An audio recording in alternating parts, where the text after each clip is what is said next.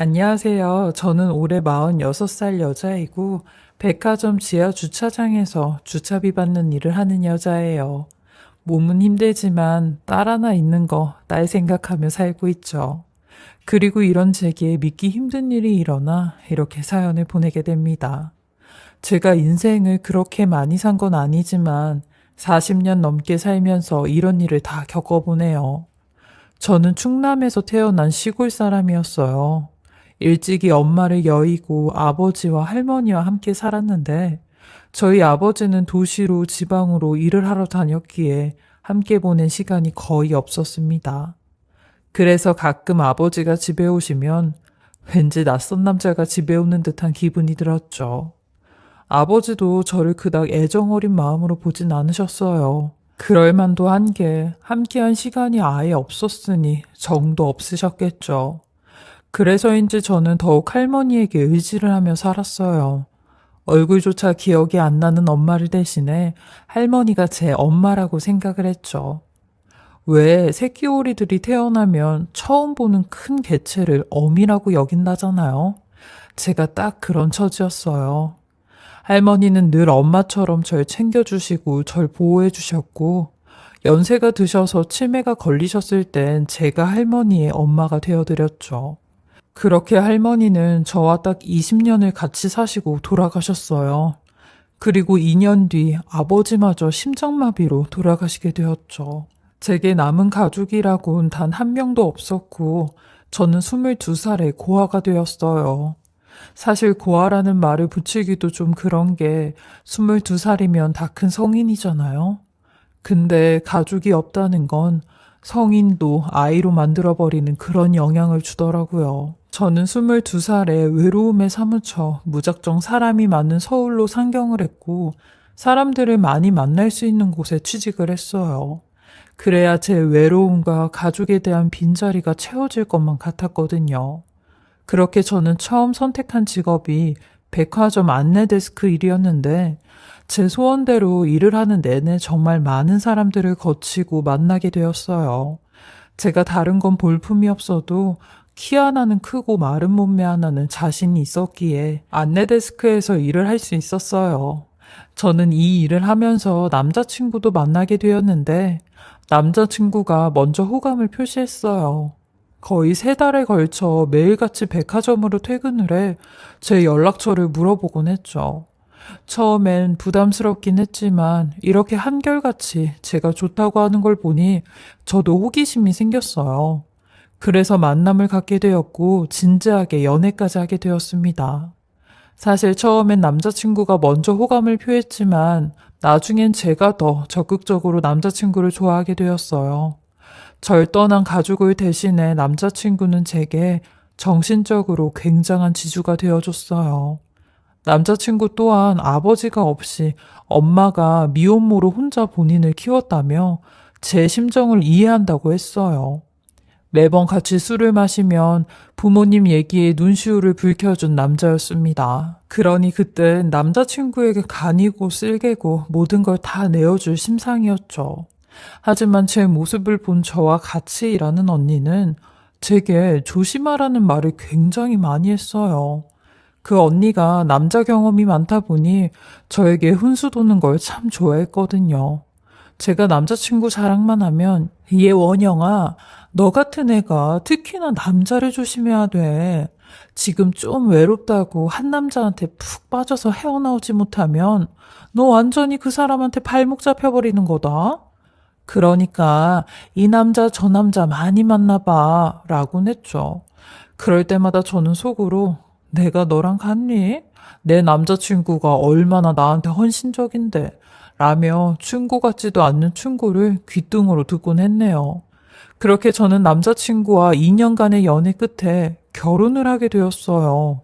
24살이란 다소 어린 나이였지만 남자친구가 저보다 8살이나 많았기에 남자친구 입장에선 결혼을 서둘러서 했으면 했거든요. 결혼 얘기가 나오니 저 또한 시어머니에게 인사를 드리러 가게 되었어요.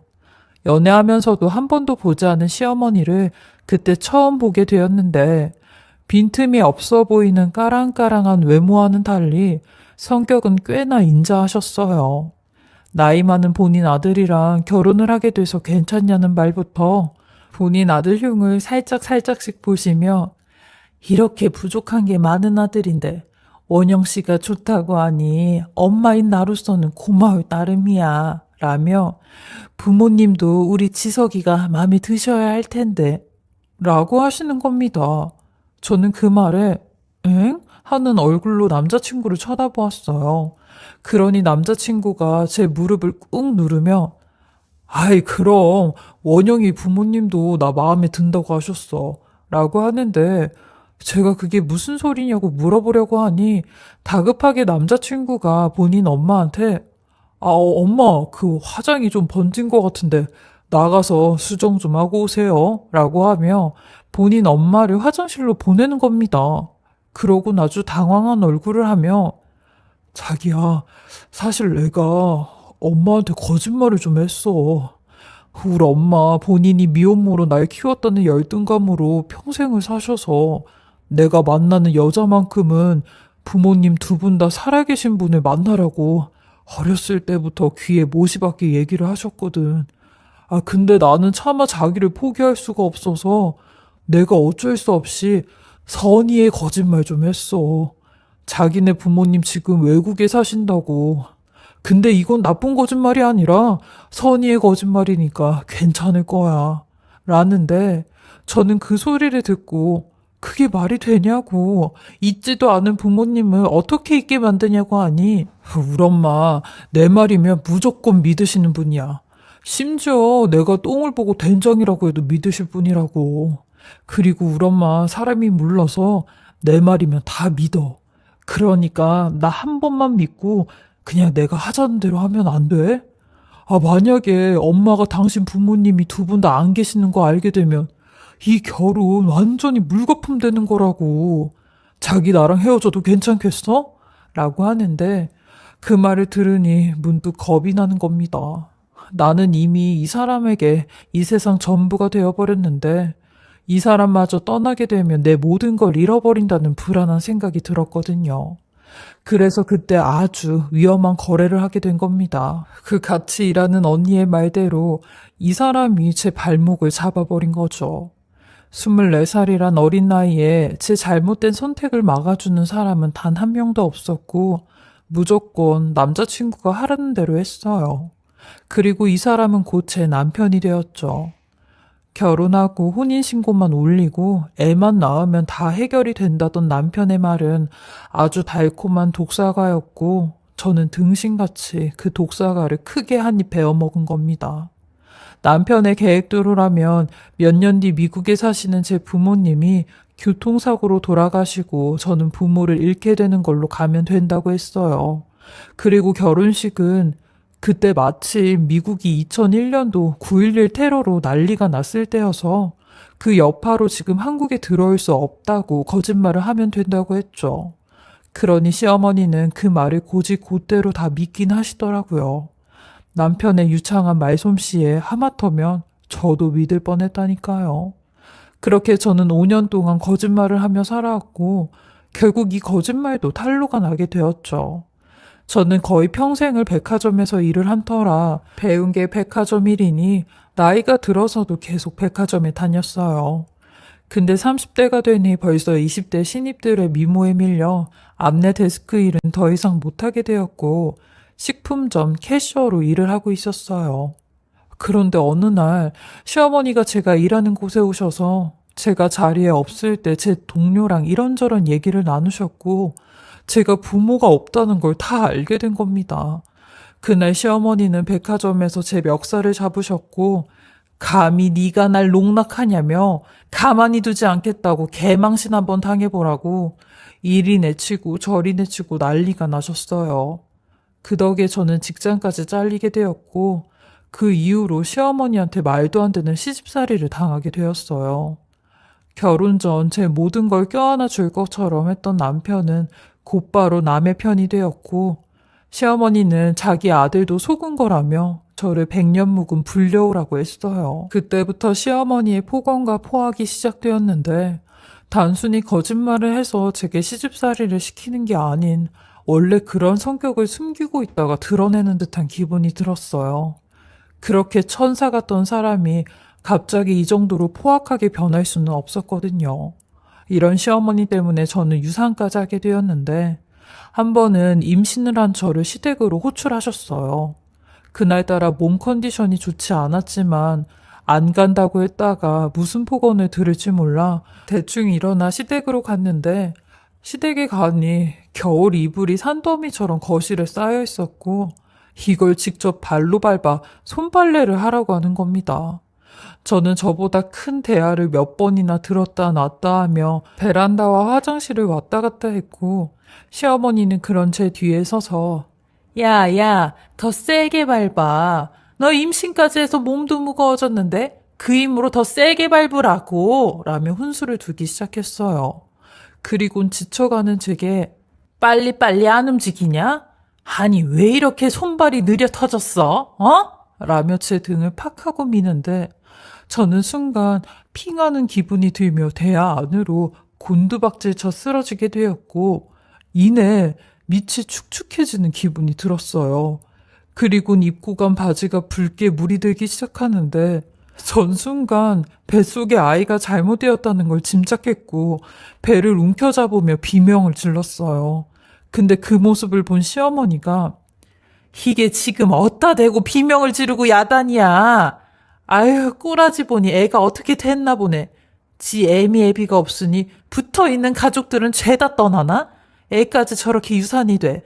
야, 너 일로 나와. 카페트에 물 들이지 말고 얼른 일어나서 네 집에 가던가 병원에 가던가 하라고 라며 저를 사정없이 일으키는데, 제가 미친 사람처럼 울부짖으며 힘없이 픽픽 쓰러지니 제 다리를 들어 카페트 밖으로 질질 끌어내며 경비 아저씨를 불러 저를 데리고 나가라고 하는 겁니다.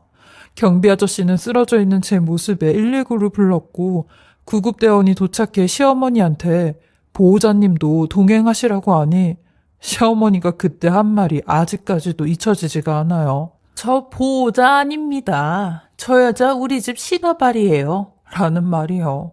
저는 그날 이후로 남편에게 나 당신 엄마랑 2번 다시 얼굴 안 보고 살 테니까 그거 못하겠으면 나랑 이혼하자고 했어요.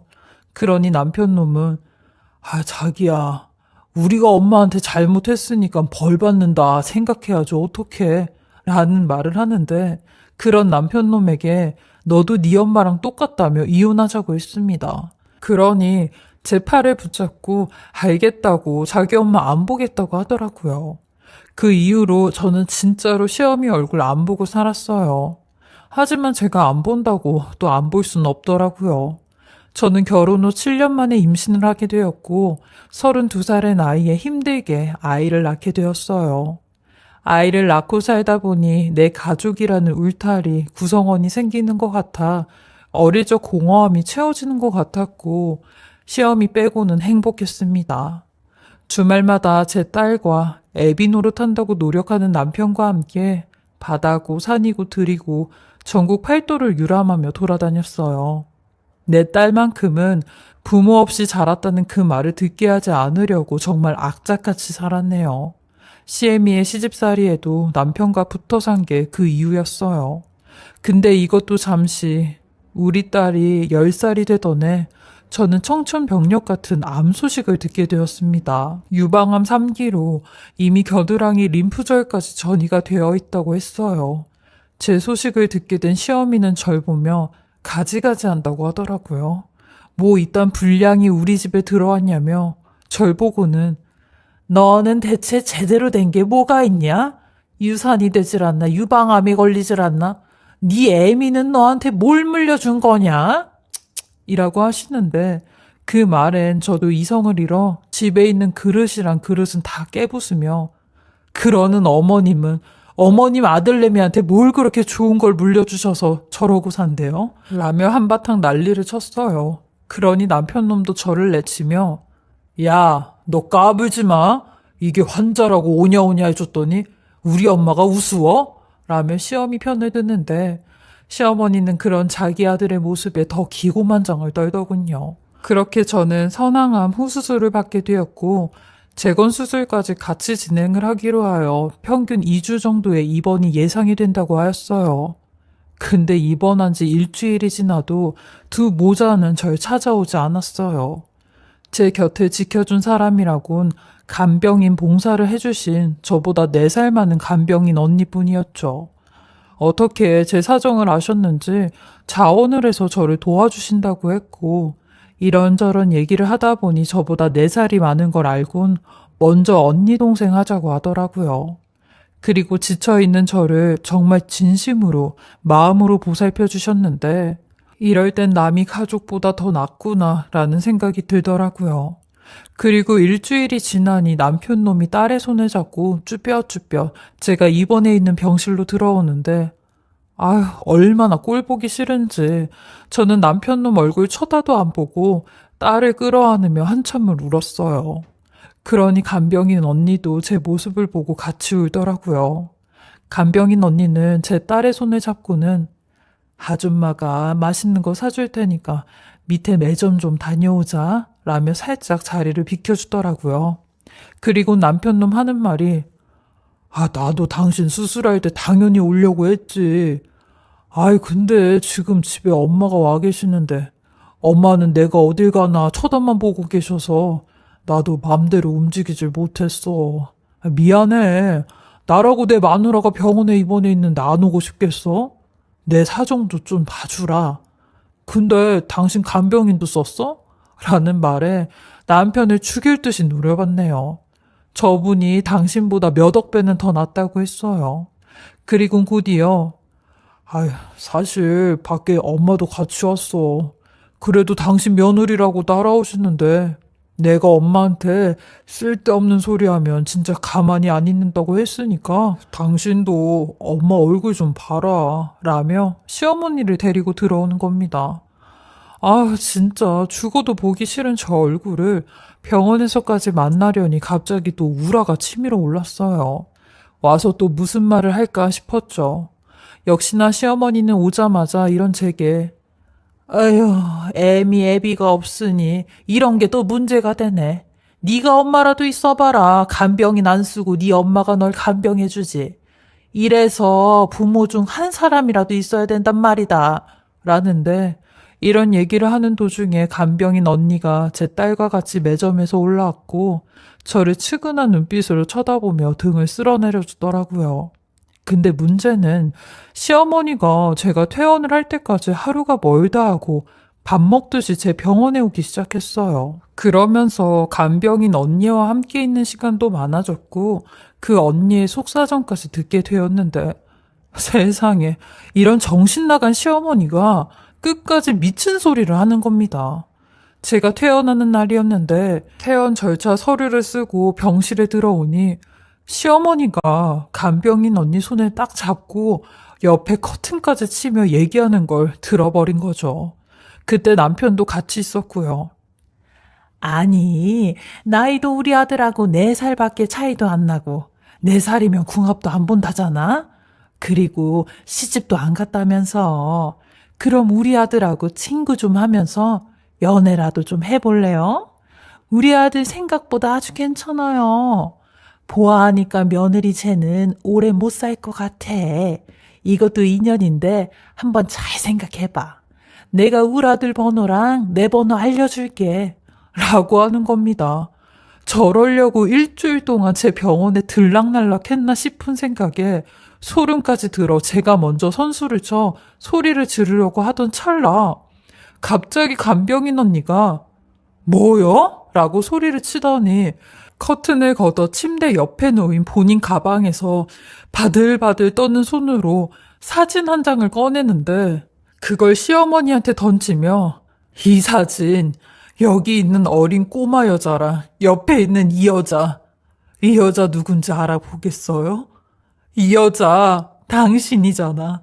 내 엄마잖아. 라고 하는 겁니다. 그 소리에 시어미는 사색이 되어 바닥에 주저앉아 벌벌 떨고 있었고 저랑 남편 또한 그 자리에서 아무런 말도 하지 못한 채 충격에 휩싸였어요. 세상에 저만 몰랐던 시누이의 정체가 드러나는 순간이었죠. 절 2주 동안 간병을 해준 사람은 다름 아닌 40년 전 시어미가 보육원에 버린 저희 시누이였습니다. 시누이는 병실이 떠나갈 듯이 울부짖으며 내가 2주 동안 내 옳게 병간호하면서 당신네들 얘기 다 들었는데 왜 엄마라는 사람이 나를 무참히 그것도 아주 잔인하게 버렸는지 알겠네요. 당신은 그때도 딱 지금 같은 악마니까 나만 버린 거야. 40년 전 그렇게 찢어지게 가난해도 오빠는 데리고 살았잖아. 그때 내 나이가 6살이었어요, 6살. 6살이면 내 엄마 얼굴, 엄마 이름, 심지어 동네 주소까지도 아는 나이예요. 그렇게 다 큰 애를 쓰레기 버리듯 무참히 버릴 때 당신 천벌 받을 거 생각 못했어? 근데 이렇게 아픈 올케를 앞에 두고 뭐?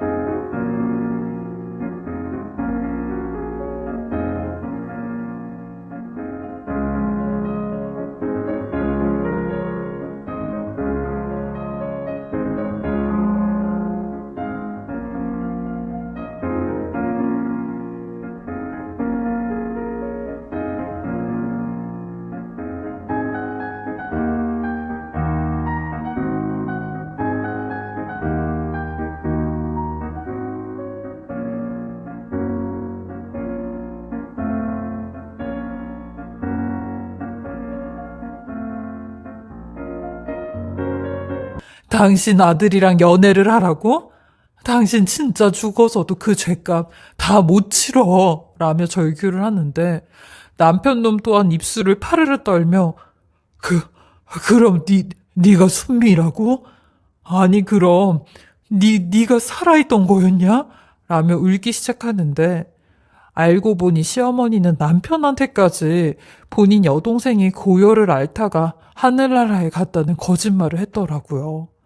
그리고 시누이한테는 절대 우리 앞에 나타나지 말라는 말과 함께 뒤도 안 돌아보고 보육원에 두고 왔다는데 시누이는 집에서 몰래 가지고 나온 사진 한 장으로 40평생을 원망과 분노로 살다가 이제라도 용서를 하는 마음으로 시어머니와 남편을 찾았다는 겁니다.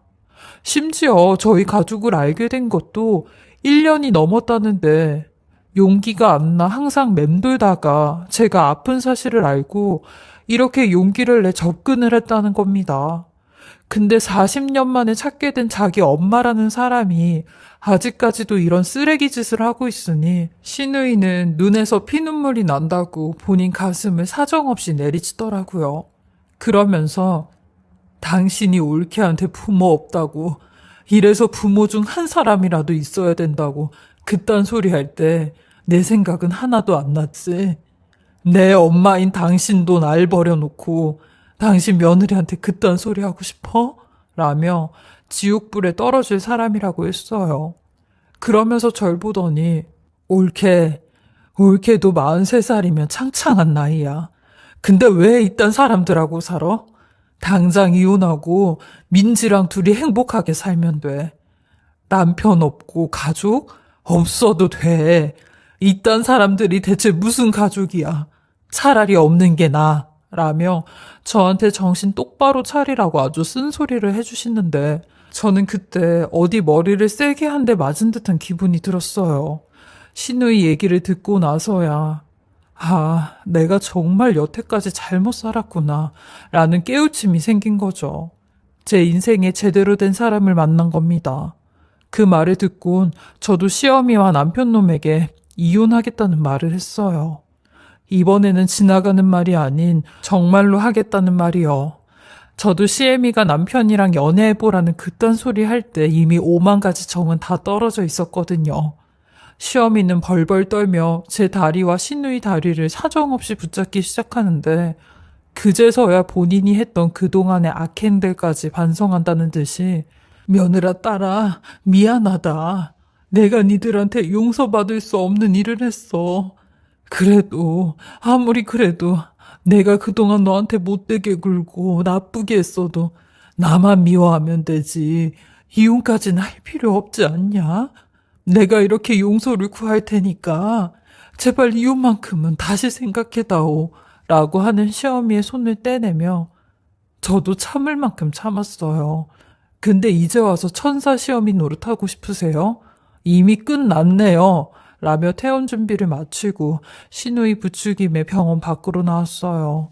저는 한동안 병원 벤치에 앉아 시누이한테 그동안 제가 알지 못했던 과거 이야기들을 전부 다 듣게 되었고 시누이 또한 제 손을 잡으며 올케 갑자기 이런 시누이가 생겨 놀랐겠지만 이혼해도 내가 올케의 가족이 되어줄게.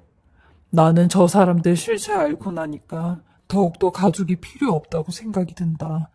그니까 가족 없는 사람끼리 손잡고 열심히 살아보자 라며 절 끌어안아 주시는데 할머니가 돌아가신 이후로 처음 느끼는 사랑이 느껴졌어요.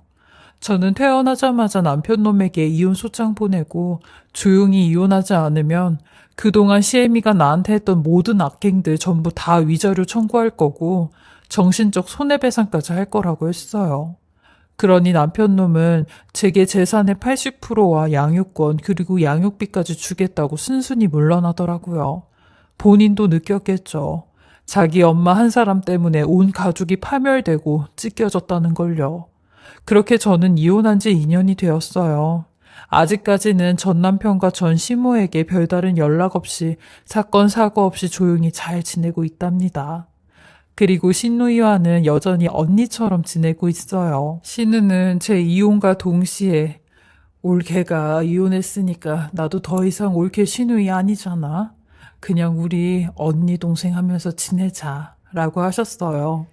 전 남편과 이혼하기 전에는 마냥 컴컴한 불안감에 이혼을 하면 매장이라도 당하고 내 인생이 패배를 했다고 생각이 들 줄 알았는데 막상 이혼해보니 아무도 제 인생을 신경 써주지 않더라고요. 괜히 겁을 냈나 싶기도 하고 더 빨리 용기를 낼 걸 하는 후회도 됐어요.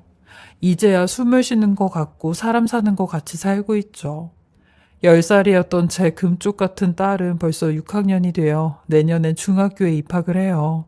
언제 저렇게 컸나 하는 생각에 때론 기특하기도 하고 미안하기도 하는데 이런 딸과 함께 열심히 사는 게 저의 가장 큰 목표가 되었습니다.